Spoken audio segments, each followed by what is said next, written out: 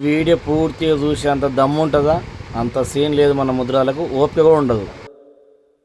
ఫసక్ ఫసక్ ఫసక్ ఫసక్. నమస్కారం. ఈరోజు మీ ముందుకు వచ్చి మాట్లాడుతున్నామంటే భారత స్వాతంత్ర జర్నలిస్ట్ కార్యాచరణ మండలి కనపడుతుందా? అదేవిధంగా జనత న్యూస్ యాప్ కనపడుతుందా? ఓకే. ఇక సమస్యలు వచ్చేసి మనం పొట్టు లేకు. ఎందుకంటే సంవత్సరం కష్టపడితే కోకపేట అంశం అంటే వ్యవస్థలో సమస్యను హైలైట్ చేస్తేనే మన నాయకులు అందరికీ ప్రత్యక్షమయ్యారు. సంబరపడకండి, గ్రామాల్లో ఉన్నటువంటి ముద్రాదులారా, సంబరపడకండి. సంబరం ఏ విధంగా చెప్పాలన్నా 12,769 గ్రామ పంచాయతీలో ఉన్నటువంటి ముద్రాదులు కోకపేట భవనంలో ట్రస్ట్లో మీరు సభ్యునిగా ఉంటే సంబరపడండి. ఎందుకు చెప్పాలన్నా, ఒకవేళ మన వాళ్ళు నిజాయితీగా పనిచేయాలనుకుంటే సంఘాలు అందరినీ పిలిచి ఇప్పుడు నీలమదన కూడా రాలేదు, వాళ్ళందరినీ పిలుచుకొని మన వాళ్ళందరూ కలిసి అప్పుడు చెప్తారన్నమాట. నాకు తెలిసి ఇది ఒక కోణమే, మరో కోణమే.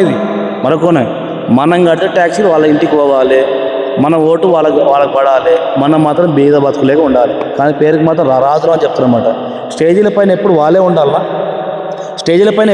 ఉండాలా అంటున్నా. ఊర్లో ఉన్నటువంటి గరీబు బిడ్డ వచ్చి స్టేజ్ పైన మాట్లాడడానికి అవకాశం ఇస్తారు, వాళ్ళు ఇవ్వరు.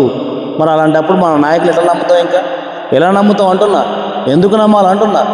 నమ్మే విధానం ఏమైనా చేసిర్రా? నమ్మే విధానం ఒక్కటి చూపించండి. జాతికి మేము ఇంత మంచి చేసినామని చూపించండి. ఒక్కటి ఎడ్యుకేషన్లో ఏదైనా ఒకటి చూపించండి. జాతికి మన నాయకుడు ఏదైనా ఒకటి చేసి చూపించండి, చూద్దాం. మత్స్యశాఖల గురించి ఏమైనా ఫుల్ఫిల్ అప్ చేసినా, నీట్గా చేసినా, పని అయిపోయిందా? పూర్తయిందా? కాలేదు. రిజర్వేషన్ గురించి పూర్తి ఏమైనా చేసినా? లేదు. కోకపేట బిల్డింగ్ కట్టిరా? లేదు. కోకపేట ముద్రాదులు ఒక్కరికే ఇచ్చారా? అందరికీ ఇచ్చారు. వాళ్ళ బిల్డింగ్ అనేది మనకి కాలేదు. కానీ పేరుకి మాత్రం బీసీలో టాప్. కులగణ గురించి ఏమైనా తెలుసుకున్నారా? లేదు. మన వాళ్ళకు మనం కట్టే ట్యాక్సీలు కావాలి, మన ఓట్లు కావాలి, అంతే. అంతకు మించి మన వాళ్ళు చేస్తుర్రు అని నమ్మిరనుకోండి, అది కష్టం. ఎందుకంటే పేడ్ బ్యాచ్ కొంతమంది సపట్లు కొడతారు, అవన్నీ లేపుతారు. అవన్నీ పట్టించుకోకండి అంటున్నా.